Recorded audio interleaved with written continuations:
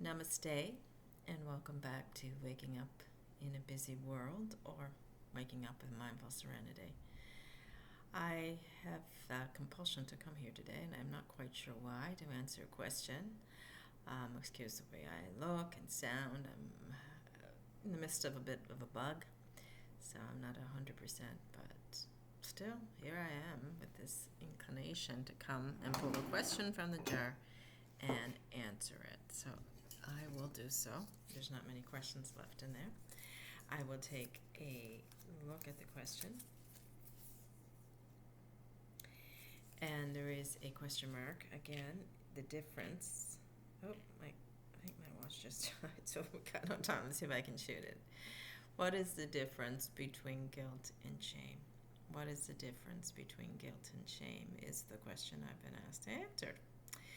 So, what is the difference between guilt and shame? I think there is a big difference. It's something I consider a lot when I think about my own personal experience with both of these and my reflection on that experience throughout my lifetime.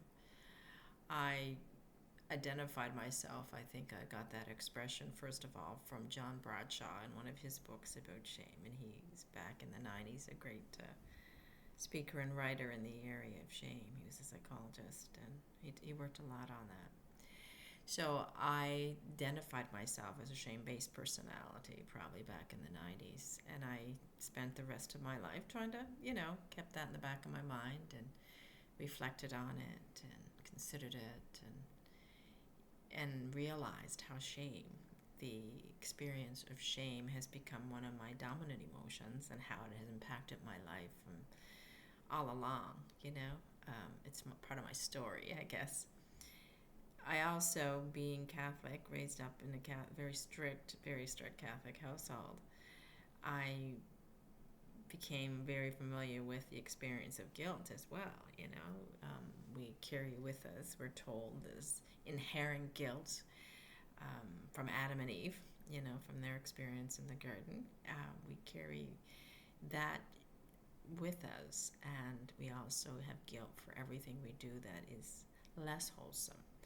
And in my conditioning, the things that were less than wholesome were things basically that hurt other people, of course.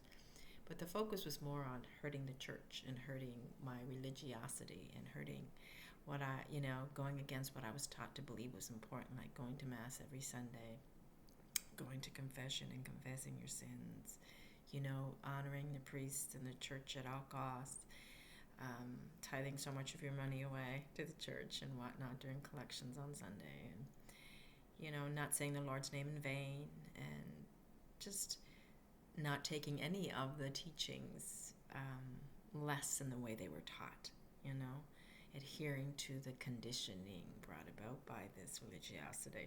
So if we did any of those things, we failed to do any of those things, then we were sinners, and we carried that guilt with us. I used to say that my father would be more upset about me coming home and telling him that I missed Mass than I would be if I came home and said, "Hey, I'm addicted to crack cocaine and I just killed somebody." That's a joke, of course, but that's basically what it's like. It was one of the worst things we could do was not go to church or not adhere to our Catholic upbringing. So I was familiar with both shame, and I was also familiar with guilt. So I did see the distinction. I knew guilt at one point in my life. I got to see and realize how guilt was a result of my conditioning and my belief system, and what I was told what was right or wrong. The judgment made by society. Well, that society being, in my experience, the Catholic Church, as well as my the social area that I grew up in. And shame, I realized, was a little deeper than guilt and probably more prevalent in me and probably more damaging, because it was not what I did that was a sin. It was who I was. And that's what shame is. Shame is a belief about who we are, where guilt is more of a belief about what we do. Both are parts of these core beliefs that we inherit and hang on to and cling to that get stuck in our subconscious, whether we're aware that they're there or not. But shame was more about being wrong, and guilt was more about doing wrong. But both can feed each other, right? So if I think what I'm doing wrong, I'm going to use that to justify why I am wrong as a human being. And if I have shame, and no matter what I do, it will be wrong, right? In some way or another, I'll be focusing on what I'm doing wrong more so than what I'm doing right. So they both can feed each other, but there is a distinction between shame and guilt. Guilt, the both do is our conditioning and our internal core beliefs, and both impact the way we process through our lives. If you grew up guilty about not going to Mass, you're more than likely going to go to Mass. But if you decide someday that you're not going to go to Mass and church every Sunday, then you have to live with that experience. And what do we do when we have these really uncomfortable experiences of emotional intensity? We push them down. So you may decide, okay, I'm going to be rebellious. I'm not going to go to church. But the more you don't go to church, you have that experience of guilt. It's very uncomfortable. So you keep pushing it down, pushing it down, pushing it down. So we have this intense suppression, either, succumbing to the belief systems, or we're resisting them with great cost, because what we do when we resist them is we repress and suppress, and we keep those inside us, so we feel guilty. And what does that do? That feeds this shame experience we're having, this experience of being not good, intensifies because of it.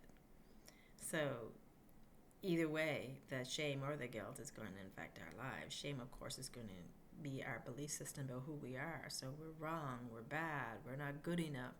And that will just color every experience we have.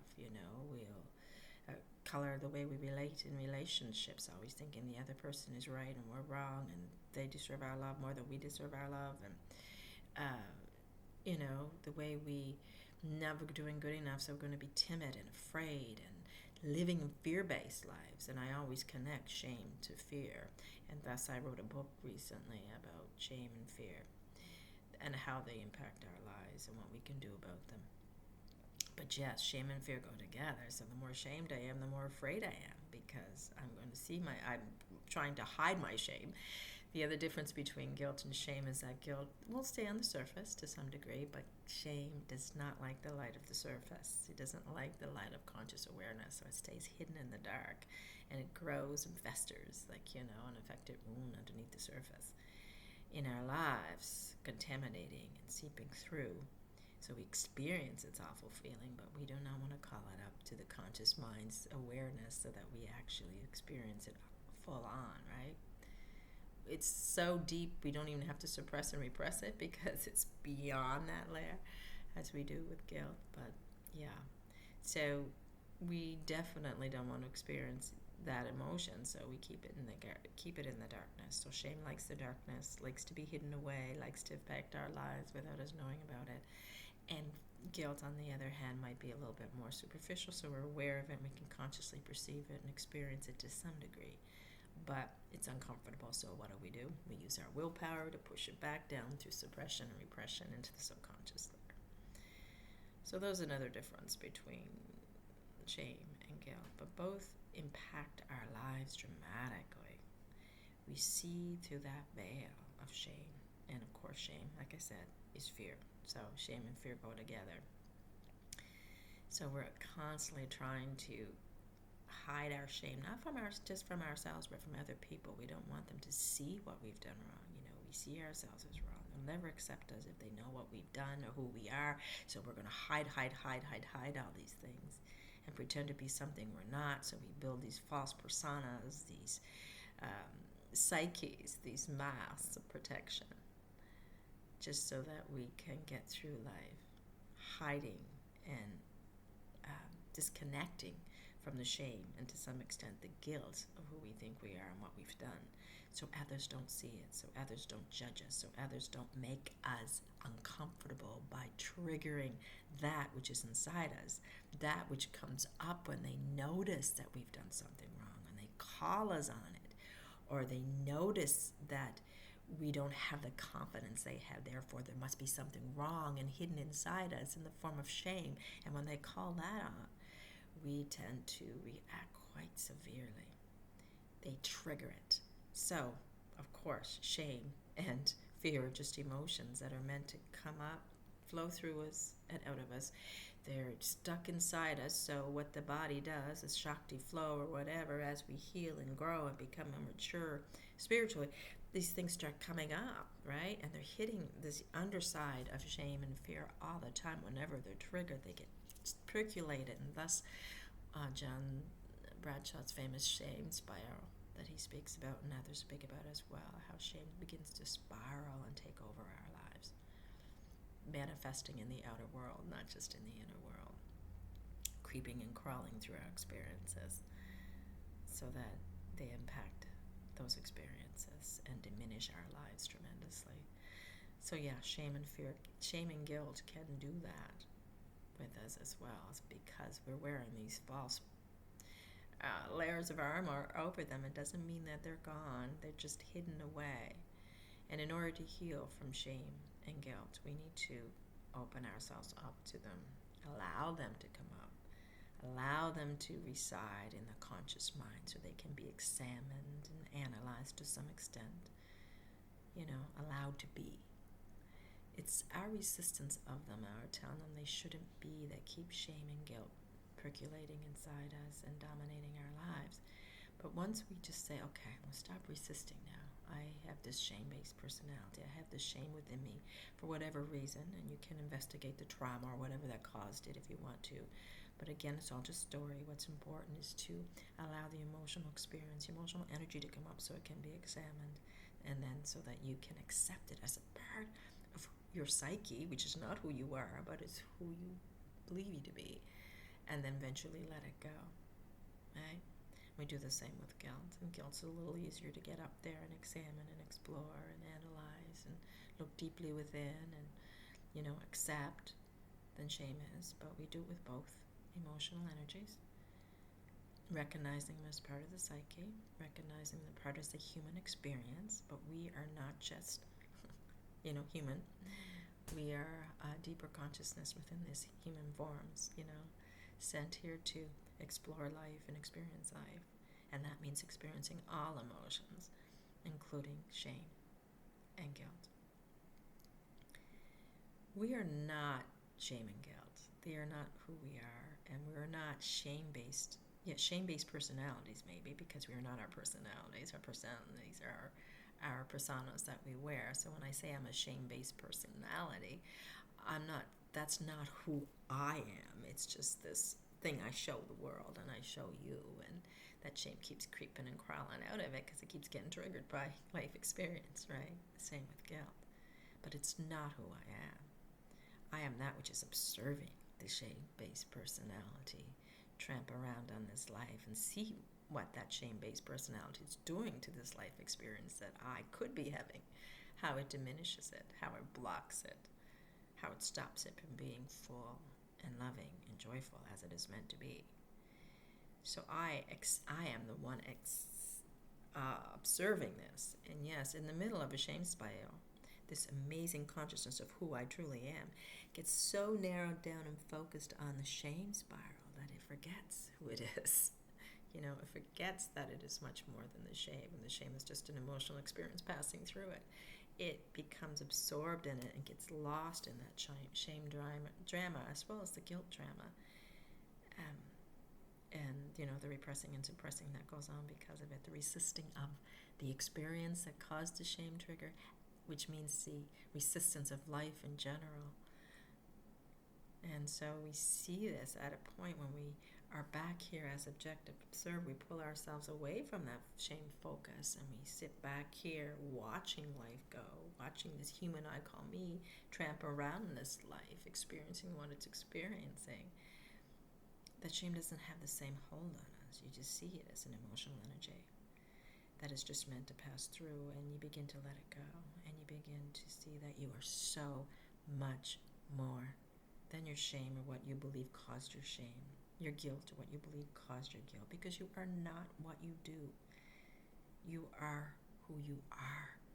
So if you've done something that caused guilt, maybe something as minimal as missing mass as it was for me, or something more horrendous, that guilt will not serve you for long.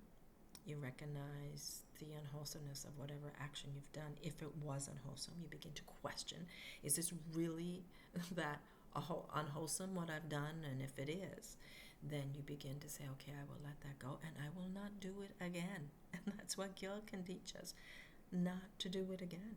If it's all about doing, well, we do something that hurts others. Well, I learn from that. I grow from that. I expand as the I amness from that. And I commit as a human being not to do that again. Right? And that is the learning and expansion that can come from guilt. Otherwise, guilt is a totally useless emotion that serves nobody. It comes from judgment, self-judgment, or other judgment. Shame, of course, does not serve anybody. We are these flashes of light here for a brief moment, a blink of an eye in eternity.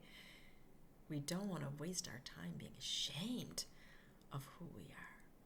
And that's all conditioning, all belief, all what we've been taught. It's all ego, all personality. It is not who we are.